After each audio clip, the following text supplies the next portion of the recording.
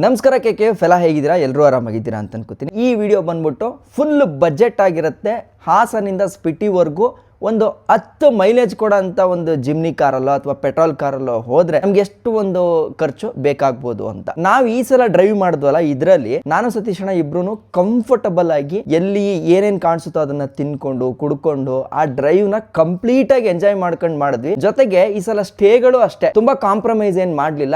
ನಮ್ಗೆ ಓದ್ ಜಾಗದಲ್ಲಿ ಯಾವ ಸ್ಟೇ ಸಿಗುತ್ತೋ ಚೆನ್ನಾಗಿರೋದಾಗ್ಲೂ ಆಗ್ಲಿ ಅಥವಾ ಕಮ್ಮಿ ಇರೋದಾರು ಆಗ್ಲಿ, ನಮಗೆ ಟಯರ್ಡ್ ಆದಾಗ ಎಲ್ಲಿ ಸ್ಟಾಪ್ ಮಾಡ್ಬೇಕು ಅಂತ ಅನಿಸ್ತೋ ಅಲ್ಲಿ ಸ್ಟಾಪ್ ಮಾಡ್ಕೊಂಡು ಕ್ಲೀನ್ ಆಗಿ ಆ ಡ್ರೈವ್ ನ ಮುಗಿಸ್ಕೊಂಡು ಬಂದಿದ್ವಿ. ಈ ವಿಡಿಯೋದ ಉದ್ದೇಶನೇ ಅದು. ಜರ್ನಿನ ನೀವು ಕಂಪ್ಲೀಟ್ ಆಗಿ ನೋಡಿರ್ತೀರಾ ಅಂತಂದ್ರೆ ನಿಮಗೂ ಎಲ್ಲೋ ಅನ್ಸಿರುತ್ತೆ ನಾನು ಈ ತರ ಡ್ರೈವ್ ಮಾಡಬೇಕು ಅಂತ. ಆ ಡ್ರೈವ್ ಮಾಡಬೇಕು ಅಂತಂದ್ರೆ ಮೇನ್ ಬೇಕಾಗಿರೋದು ಬಜೆಟ್. ಸೊ ಆ ಬಜೆಟ್ದು ಒಂದು ಐಡಿಯಾನ ನಾನು ನಿಮಗೆ ಕೊಟ್ಬಿಟ್ರೆ ನೀವು ನಾಳೆ ದಿನ ಹೋಗ್ಬೇಕು ಅಂತ ಅನ್ಕೊಂಡಾಗ ಒಂದು 6 ತಿಂಗಳು ಮುಂಚೆಯಿಂದನೇ ಈ ಬಜೆಟ್ ನ ನೀವು ಸೇವಿಂಗ್ಸ್ ಮಾಡಿ ಈ ಒಂದು ಡ್ರೈವ್ಗೆ ಅಥವಾ ರೈಡ್ಗಳಿಗೆ ತಯಾರಿನ ಮಾಡ್ಬೋದಾಗಿರುತ್ತೆ. ಸೊ ಈಗಲೂ ಕೂಡ ಒಂದಷ್ಟು ಬಜೆಟ್ ನ ಮಾಹಿತಿಗಳನ್ನ ಈ ತರ ರೆಡಿ ಮಾಡಿ ಇಟ್ಕೊಂಡಿದ್ದೀನಿ. ನೋಡಿ, ಇಲ್ಲಿ ಪೆಟ್ರೋಲ್ಗೆ ನಾವು ಏನೇನು ಖರ್ಚು ಮಾಡಿದೀವಿ ಮತ್ತು ಎಷ್ಟೆಷ್ಟು ಆಯ್ತು ಅನ್ನೋದ್ರೆಲ್ಲ ಕ್ಲೀನ್ ಬ್ರೇಕಪ್ ನ ಮಾಡಿ ಇಟ್ಕೊಂಡು ಇಲ್ಲಿ ಕೂತಿದ್ದೀನಿ. ಸತೀಶ್ ಅಣ್ಣ ಈ ಡ್ರೈವ್ನ ಶುರು ಮಾಡಿದಾಗ್ಲೇ ಪೆಟ್ರೋಲು ಮತ್ತೆ ಟೋಲನ್ನ ನಾನು ನೋಡ್ಕೊಂಡೆ, ಫುಡ್ ಮತ್ತೆ ಸ್ಟೇನ ಅವ್ರು ನೋಡ್ಕೊಂಡ್ರು. ಯಾಕೆ ಅಂತಂದ್ರೆ ಈಗ ಸಡನ್ ಆಗಿ 2 ಲಕ್ಷ ಒಬ್ಬರೇ ಖರ್ಚು ಮಾಡಕ್ಕೆ ಒಬ್ಬರ ಹತ್ರನೇ ಬಂಡವಾಳ ಇರಲ್ಲ. ಸೊ ಸ್ಪ್ಲಿಟ್ ಮಾಡಿಕೊಂಡು ಕೊನೆದಾಗಿ ಬಂದು ಕೂತ್ಕೊಂಡು ಯಾರ್ಯಾರು ಎಷ್ಟು ಖರ್ಚು ಮಾಡಿದ್ದೀವಿ ಅನ್ನೋದನ್ನ ಒಂದು ಬ್ರೇಕಪ್ ತಗೊಂಡು ಕ್ಲೀನಾಗಿ ಒಂದೊಂದು ಲೆಕ್ಕ ಹಾಕೊಂಡಿದ್ದೀವಿ. ಜೊತೆಗೆ ನಾವೆಲ್ಲ ಪೇ ಮಾಡಿರೋದು ಕೂಡ ಆನ್ಲೈನಲ್ಲೇ. ಇದೊಂದು ಟ್ರ್ಯಾಕ್ ಕ್ಲೀನಾಗಿ ಗೊತ್ತಾಗುತ್ತೆ. ಸೊ ಹಂಗಾಗಿ ನಾವು ಕ್ಲೀನಾಗಿ ಬ್ಯಾಕ್ ಸ್ಟೇಟ್ಮೆಂಟ್ನ ತಗೊಂಡು ಯಾರ್ಯಾರು ಎಷ್ಟೆಷ್ಟು ಖರ್ಚು ಮಾಡಿದ್ದೀವಿ ಅನ್ನೋದನ್ನ ಕ್ಲೀನಾಗಿ ಬ್ರೇಕ್ ಮಾಡ್ತೀವಿ. ಅದನ್ನ ನೀವೇ ನೋಡಿ. ಈ ಸ್ಪಿಟಿ ರೈಡ್ನ ಪ್ರಾಯೋಜಕರು ಅಮೃತ್ ನೋನಿ ಆರೋಗ್ಯದ ಭರವಸೆ ಮತ್ತು K53 men's club, the fashion expert. Himalayan hotel Himalayan ಅದೇ 2000 ಊಟ ಎಲ್ಲ ಸೇರಿ ಬೆಳಗ್ಗೆ ಬಿಲ್ ಇದೆ ನನ್ನ ಹತ್ರ. ಅದ್ರದ್ದು ಇಲ್ಲೇ ಸ್ಟೇ ಅದು Himachal hotel Himalayan hotel Himalayan. Next 1870 ಅದೇ 1870 ಅವನು ಹಾಕಿ ಮತ್ತೆ ವಾಪಸ್ ಹಾಕಿದ್ನಲ್ಲ ಅದೇ ತಾನೆ. ಅದೇ ವಾಪಸ್ ಎರಡು ಕ್ಯಾನ್ಸಲ್ ಮಾಡಿ ಅಲ್ಲೇ ವಾಪಸ್ ಬಂದ್ರೆ ಇಲ್ಲೇ ಇಲ್ಲೇ ಇದೆಯಲ್ಲ. ಇದು ಸರೋಯ್ತು, ಇದಿಲ್ಲ. ನೆಕ್ಸ್ಟ್ 3000 ಇದು ಅದು 3000 ಚಂದರ್ ಬುದ್ಧ. ಅವನಿಗೆ ಕ್ಯಾಶ್ ಕೊಟ್ಟಿದ್ದು ನಾನು. ಕ್ಯಾಶ್ ಅಲ್ಲ ಅವನ ಹತ್ರ ಕ್ಯಾಶ್ ಇಸ್ಕೊಂಡಿದ್ದು ನಾನು ಪೇ ಮಾಡಿದ್ದು. ಇದು ಸೇರುತ್ತೆ ಇದಕ್ಕೆ ಸೇರೋದು. ಅದೇ 3000 ಇದು ಕೊಟ್ಟರು ಪೆಟ್ರೋಲಿಗೆ ನಾನು ಇದೆ ಪೆಟ್ರೋಲ್ಗೆ. ಅದಾದ್ಮೇಲೆ 2000 ವಿಡ್ರಾ ಮಾಡಿರೋದು. ಅದು ಇಲ್ಲಿ ಬಂದು ಖರ್ಚು ಮಾಡಿ ಪೆಟ್ರೋಲ್ಗೆ ಹಾಕೋಣ. ಇದು 2000 ವಿತ್ಡ್ರಾ ಮಾಡಿರೋದಾ? ವಿಡ್ರಾ ಮಾಡಿದೆ. 2000 ಖರ್ಚಾಗಿದೆ. ನೋಡೋಣ ಪರ್ಸಲ್ ಎಷ್ಟಿದೆ ಅಂತ. ಪೆಟ್ರೋಲ್ ಅಂತ ಹಾಕಿಲ್ಲ, ಎಕ್ಸ್ಪೆನ್ಸ್ ಓನ್ ಎಕ್ಸ್ಪೆನ್ಸ್ ಹಾಕಿರ್ಬೇಕು. ಪೆಟ್ರೋಲ್ ಅಂತ ಹಾಕಿರ್ತೀನಿ. ನಾವು ಲೆಕ್ಕ ಹಾಕಿದ್ರಲ್ಲಿ ನಾನು ಸತೀಶ್ ಅಣ್ಣ ಎಷ್ಟೆಷ್ಟು ಖರ್ಚು ಮಾಡಿದ್ವಿ ಅಂತ ನೋಡಿದ್ವಿ, ಆಯ್ತಾ? ಸೊ ಟೋಟಲ್ ಟ್ರಿಪ್ಗೆ 1,10,000.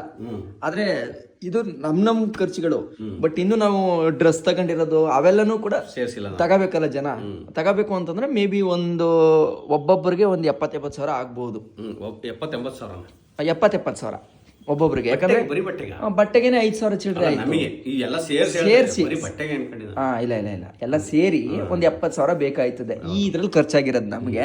ಬಟ್ ಅದನ್ನ ಸ್ವಲ್ಪ ರಾಯಲ್ ಆಗಿ ಖರ್ಚು ಮಾಡ್ಕೊಂಡಿದೀವಿ. ಸ್ನೋ ಚೈನು ಇವೆಲ್ಲದನ್ನು ಯೋಚನೆ ಮಾಡಕ್ಕೆ ಹೋಗಿಲ್ಲ. ಊಟ ತಿಂಡಿನೂ ಅಷ್ಟೇ, ನಾವೇನ್ ಕಮ್ಮಿಗೆ ಹೋಗೋಣ ಮಾಡೋಣ ಆತರ ಏನ್ ಮಾಡಿಲ್ಲ. ಎಲ್ಲಿ ಚೆನ್ನಾಗಿರುತ್ತೋ ನುಗ್ಗು, ಸ್ಟೇನು ಅಷ್ಟೇ ಎಲ್ಲಿ ಚೆನ್ನಾಗಿರುತ್ತೋ ಅಲ್ಲೇ ಇದ್ದಿದ್ದು ಆರಾಮಾಗೆ ಮುಗಿಸ್ಕೊಂಡ್ ಬಂದಿದ್ದೀವಿ. ಎಣ್ಣೆ ಕೊಡಿಸಿ ನಮ್ಗೆ 1,10,000 ಒಬ್ಬೊಬ್ರೆ ಹೋಗಿದ್ರೆ 20,000 ಕಮ್ಮಿ ಆಗ್ತಿತ್ತು ಅಷ್ಟೇ. ಯಾಕಂದ್ರೆ ಊಟದಷ್ಟೇ ಮೈನಸ್ ಆಗ್ತಿತ್ತು.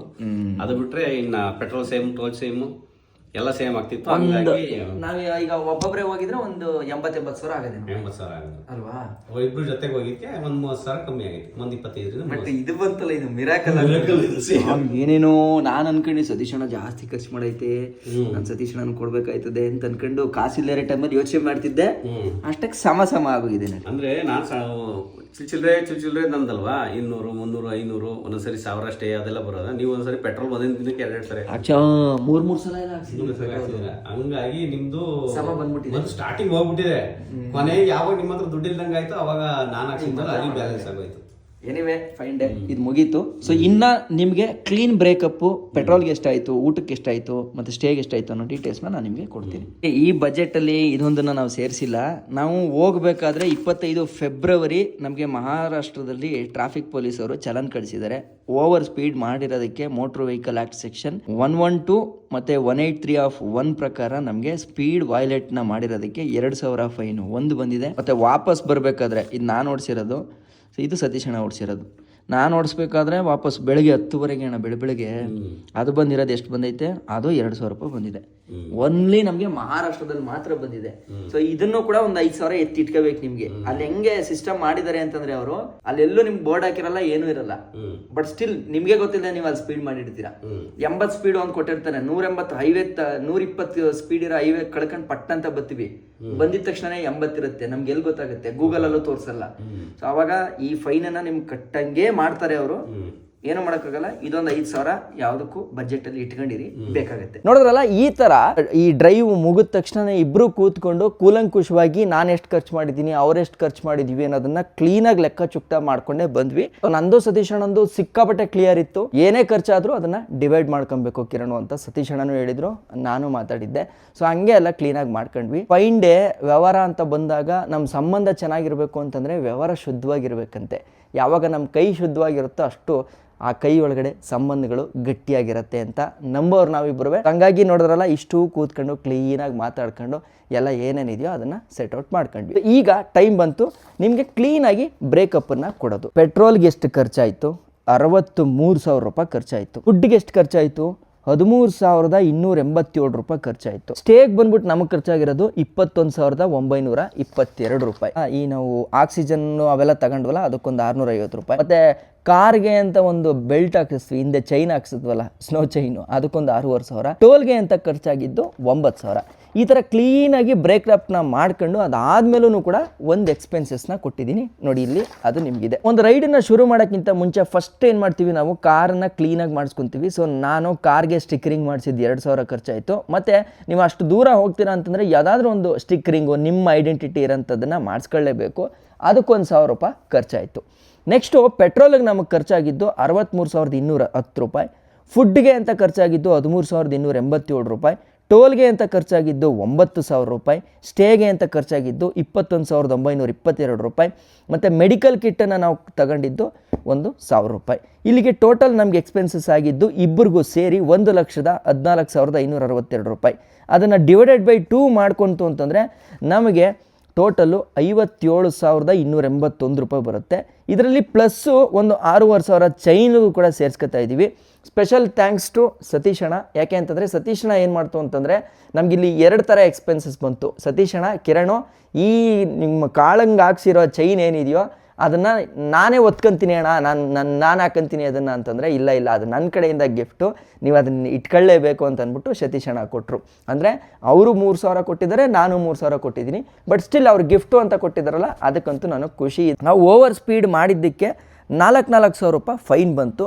ಆ 2,000 ಫೈನ್ ಏನಿದೆಯೋ ನಾನು ಅದನ್ನು ತಗೊಂಡೆ. ಯಾಕೆ ಅಂತಂದರೆ ಅದನ್ನು ಅವ್ರಿಗೆ ಹಾಕಿದ್ರೆ ತಪ್ಪಾಗುತ್ತೆ. ಯಾಕಂದರೆ ಕಾರ್ ನಂದು. ಮತ್ತು ಇನ್ನೊಂದು, ಮ್ಯಾಕ್ಸಿಮಮ್ ಡ್ರೈವ್ ಸ್ಪೀಡ್ ಮಾಡಿರೋ ಜಾಗದಲ್ಲಿ 2 ಕಡೆ, ಆ 2 ಕಡೆ ಆಲ್ಮೋಸ್ಟ್ ನಂದೇ ಅಂತ ಕಾಣಿಸುತ್ತೆ. ಸೊ ಹಂಗಾಗಿ ಅದನ್ನು ನಾನು ಅಲ್ಲಿ ಇನ್ಕ್ಲೂಡ್ ಮಾಡಿಲ್ಲ, ನಾನು ಅದನ್ನು ಸೇರಿಸ್ಕೊಂಡೆ. ಅದನ್ನು ನೋಡಿ ಫೈನ್ ಆ್ಯಂಡ್ ಅದರ್ಸ್ ಅಂತ ಅಂದ್ಬಿಟ್ಟು 4,000 ರೂಪಾಯಿ ಇಲ್ಲಿ ಸೇರಿಸ್ಕೊಂಡಿದ್ದೀನಿ. ಕಾರ್ ಸರ್ವಿಸ್ ಅಂತ ಒಂದು ಮಾಡಿಸ್ಬೇಕು. ಈಗ ನಂದು ಹೊಸ ಕಾರ್ ಆಗಿರೋದ್ರಿಂದ ಮಧ್ಯದಲ್ಲಿ ಒಂದು ಸರ್ವಿಸ್ ಆಯಿತು ಅಂದರೆ ವಾಪಸ್ ಹಾಸನ ತರಿಸ್ಬೇಕಾದ್ರೆ ಅದಕ್ಕೆ 0 ಇತ್ತು. ಬಟ್ ಯೋಚನೆ ಮಾಡಿ, ಹೋಗ್ತಾ ಬರ್ತಾ ಒಂದು ಹೆಚ್ಚು ಕಡಿಮೆ ಒಂದು 7,300 ಕಿಲೋಮೀಟ್ರಿಗೆ ಒಂದು ಸರ್ವಿಸ್ ಅಂತೂ ಮಾಡಿಸ್ಲೇಬೇಕು. ಸೊ ದಟ್ ಒಂದು ಸರ್ವಿಸ್ ನೀವು ಮಾಡಿಸ್ತು ಅಂತಂದರೆ ಅಲ್ಲೇ ಒಂದು 10,000 ರೂಪಾಯಿ ಕಾರ್ಗೆ ಅಂತ ಚಾರ್ಜ್ ಆಗುತ್ತೆ. ಬಟ್ ನಂದು ಹೊಸ ಕಾರ್ ಆಗಿರೋದ್ರಿಂದ ಆ ಖರ್ಚು ಬೀಳಲಿಲ್ಲ. ಬಟ್ ನೀವು ಅದಕ್ಕೊಂದು 10,000 ಅಂತೂ ಬೇಕೇ ಬೇಕು. ಸೊ ಅದನ್ನು ಇನ್ಕ್ಲೂಡ್ ಮಾಡಿನೇ ಹೇಳ್ತಾ ಇರೋದು. ನೋಡಿ, ಇಬ್ಬರು ಕಾರಲ್ಲಿ ಹೋದರೆ ನಿಮಗೆ ಒಂದು ಆಲ್ಮೋಸ್ಟು 83,250 ರೂಪಾಯಿ ಒಬ್ಬರಿಗೂ ಬೇಕು ಈ ಡ್ರೈವಲ್ಲಿ. ಇದ್ರ ಮೇಲೆ ಎಕ್ಸ್ಪೆನ್ಸಸ್ ಜಾಸ್ತಿ ಯಾವುದು ಅಂತಂದರೆ, ನಾನು ಕಾರ್ ಮಾಡಿಫಿಕೇಷನ್ಸ್ನ ಮಾಡಿಸಿರೋದು 80,000. ಸೊ ಅಲ್ಲಿಗೆ ಸೇರಿಸಿದ್ರೆ ಎಷ್ಟಾಯಿತು? 1,53,250 ರೂಪಾಯಿ ನನಗೆ ಖರ್ಚಾಗಿದೆ. ಮತ್ತು ಒಂದು ಹಿಮಾಚಲ್ ಪ್ರದೇಶದಲ್ಲಿ ಕಾರ್ಗೊಂದಕ್ಕೆ ಗುದ್ದಿದೆ ಗೊತ್ತಾ, ಅದಕ್ಕೆ ಅಂತಂದ್ಬಿಟ್ಟು 1,000 ರೂಪಾಯಿ. ಇನ್ನು ಟೋಟಲ್ಲು ನಾನು ಕಾರಿಗೆ ಗುದ್ದಿದ್ದು, ಕಾರ್ ಮಾಡಿಫಿಕೇಷನ್ಸ್ ಮಾಡಿದ್ದು ಇದೆಲ್ಲ ಸೇರಿಸ್ತು ಅಂತಂದರೆ ನನ್ನ ಟ್ರಿಪ್ನ ಟೋಟಲ್ ಬಜೆಟ್ಟು 1,54,281 ರೂಪಾಯಿ, 1,55,000 ಅಂತ ಇಟ್ಕೊಳ್ಳೋಣ.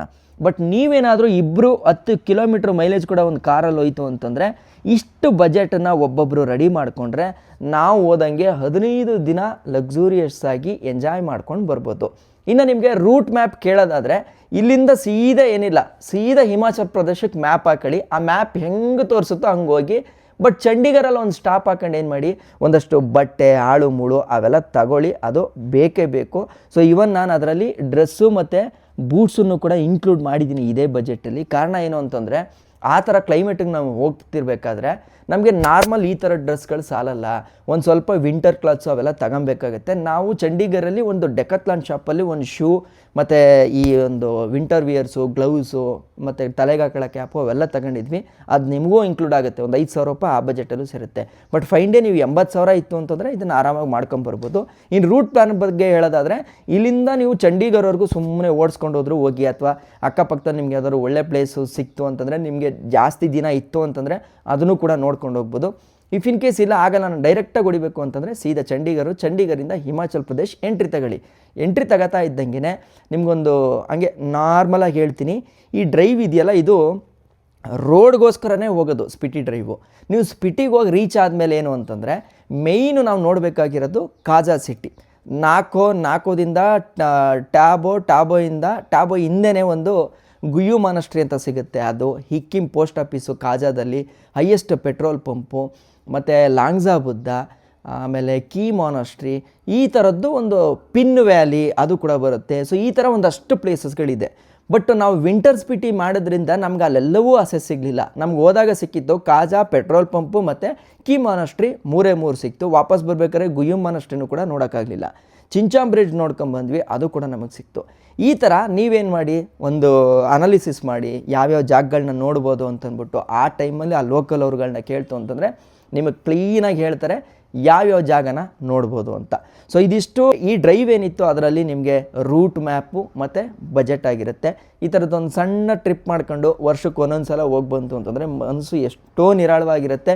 ಜೊತೆಗೆ ನಾವು ಮಾಡೋ ಕೆಲಸನೂ ಕೂಡ ಅಷ್ಟೇ ಅದ್ಭುತವಾಗಿ ಮಾಡ್ಬೋದು ಅಂತ ಹೇಳ್ತಾ, ಈ ಡ್ರೈವಲ್ಲಿ ಯಾರ್ಯಾರು ಸಪೋರ್ಟ್ ಮಾಡಿ ಮನೆಯಿಂದ ಕೂತ್ಕೊಂಡು ನಮಗೆ ಎಲ್ಲಿ ಹೋದಾಗ್ಲೂ ಶುಭ ಹಾರೈಸಿದಂಥ ನಿಮ್ಗಳಿಗೆ, ಮತ್ತು ಈ ನಮ್ಮ ಒಂದು ಡ್ರೈವ್ಗೆ ಅಫಿಷಿಯಲ್ ಪಾರ್ಟ್ನರ್ ಆಗಿರ್ತಕ್ಕಂಥ ಅಮೃತ್ ನೋನಿ ಮತ್ತು ನಮ್ಮ KA53 ಮೆನ್ಸ್ ಕ್ಲಬ್ ಇವರಿಬ್ಬರಿಗೂ ಕೂಡ ಥ್ಯಾಂಕ್ಸ್ ಹೇಳ್ತಾ ಈ ವಿಡಿಯೋನ ಇಲ್ಲಿಗೆ ಎಂಡ್ ಮಾಡ್ಕೊಳ್ತಾ, ಮುಂದೆ ಯಾವುದಾದ್ರೂ ಒಂದು ಒಳ್ಳೆ ಎಕ್ಸ್ಪಿಡಿಷನ್ ಜೊತೆಗೆ ಸಿಗುವ ಅಂತ ಹೇಳ್ತಾ, ಹಾಗೆ ಈ ರೈಡಲ್ಲಿ ನನಗೆ ಜೊತೆಯಾಗಿ ಸಾಥ್ ನಿಂತು ಪಾಪ ಅಷ್ಟು ಸಪೋರ್ಟಿವ್ ಆಗಿದ್ದಂಥ ನಮ್ಮ ಸತೀಶ್ ಅಣ್ಣಂಗೂ ಕೂಡ ಥ್ಯಾಂಕ್ಸ್ ಹೇಳ್ತಾ ಈ ವಿಡಿಯೋನ ಇಲ್ಲಿಗೆ ಎಂಡ್ ಮಾಡ್ಕೊಳ್ತಾ, ನಾನು ನಿಮ್ಮ ಕಿತ್ತಡಿ ಕಿರಣ್. ಜೈ ಹಿಂದ್, ಜೈ ಕರ್ನಾಟಕ ಮಾತೆ.